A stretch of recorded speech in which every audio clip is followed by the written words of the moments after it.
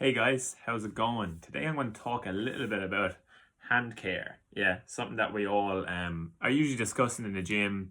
If you've just started CrossFit, you might notice that your hands get little bit sore, and it's just because like a lot of movements. I would say 90% of the movements that we do in CrossFit are a lot to do with our hands. Jumping, grabbing the pull-up bar, barbells, dumbbells, all that stuff ends up with wear and tear in your hands. Or maybe even doing CrossFit for a while, and every so often you get a rip on your hands from doing gymnastics. And to people outside of CrossFit, that sounds absolutely crazy, but it does happen because, gymnastics, your body weight swinging from a bar or even picking up a barbell, that can all cause hand rips and soreness on your hands as well. The main thing to understand is that you're going to get calluses, like I've had these for years. Calluses aren't a bad thing. If anything, they're actually pretty good because they kind of provide this extra layer of skin over your own top layer of skin that help to deal with grabbing stuff a lot. So people that work with their hands a lot have calluses because they're always using harder materials, be that metal or wood, whatever it is. So it's pretty common to have calluses in your hands. So it's not a bad thing to have calluses. What causes rips is dry skin and big calluses. When the calluses look like mountains on your hands, that's a time to probably shave them down. So I have a couple of quick tips that really help that I've found over the years. I've learned off other higher level coaches that are really good tips for hands and looking after your hands. Wash your hands before training. This is my favorite tip for this. This is how to prevent it happening.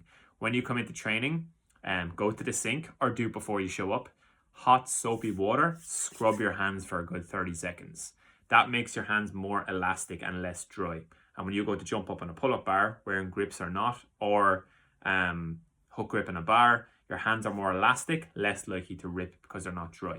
That's one of my tips. Doesn't mean your hands are wet, by the way. They're just more elastic after you wash them. Wear grips. It's a huge piece of advice. I know CrossFit grips aren't cheap, but after a while they're kind of necessary because the amount of gymnastics that we do. We only use gymnastic grips on pull-up bars.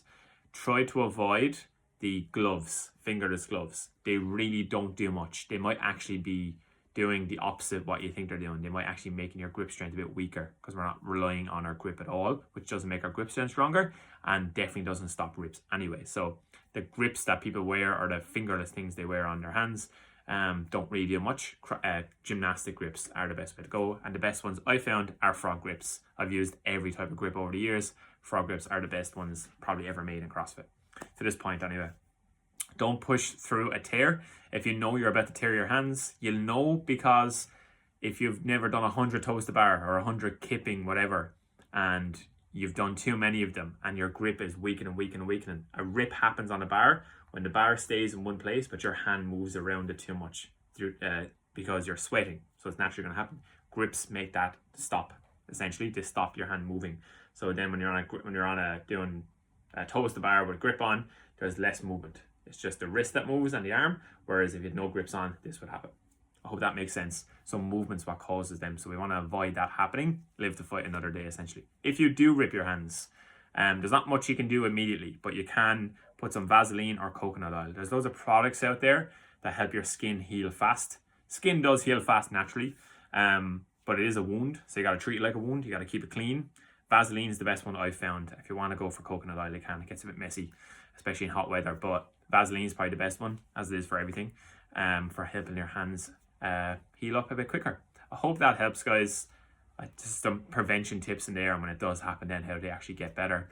But ultimately, we want to avoid rips. We don't want to be ripping our hands that much at all. It will happen to people every so often, but it shouldn't really be happening to you every week or every month or on a continual basis at all.